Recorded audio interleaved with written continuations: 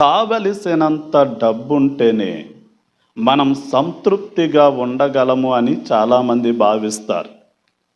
కానీ బైబిల్ ఏమని సెలవిస్తుంది అంటే ప్రసంగి గ్రంథం 5వ అధ్యాయం 10, 11 వచనాలు చూడగలిగితే, ధనవంతునికి తన ధన సమృద్ధి వలన తృప్తి కలుగదు అని వాక్యం సెలవిస్తుంది.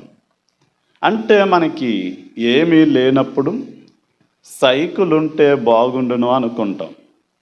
సైకిల్ వచ్చిన తర్వాత మోటార్ సైకిల్ ఉంటే బాగుండు అనుకుంటాం.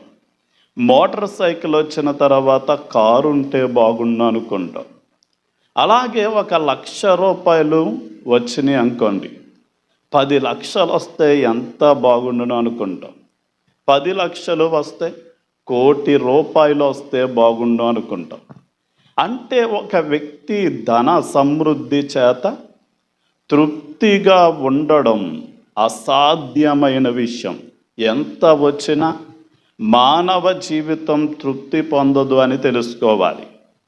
కానీ అపోస్తలుడైనటువంటి పౌలు గారు ఫిలిప్పీ పత్రిక 4వ అధ్యాయం 10 నుండి 12 వచనాలు చూస్తే, నేను ఏ స్థితిలో ఉన్నను సంతృప్తి కలిగి నేర్చుకొని ఉన్నాను అన్నాడు.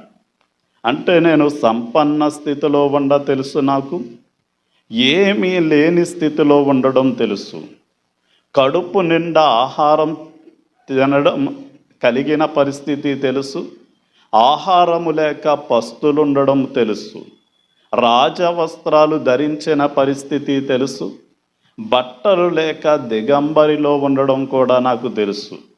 కానీ ఏ స్థితిలో ఉన్నా సరే ఆ స్థితిలో నేను సంతృప్తి కలిగి నేర్చుకుని ఉన్నాను అన్నాడు. అంటే దేవుని బిడ్డలు సంతృప్తి కలిగి ఉండడం నేర్చుకోవాలి.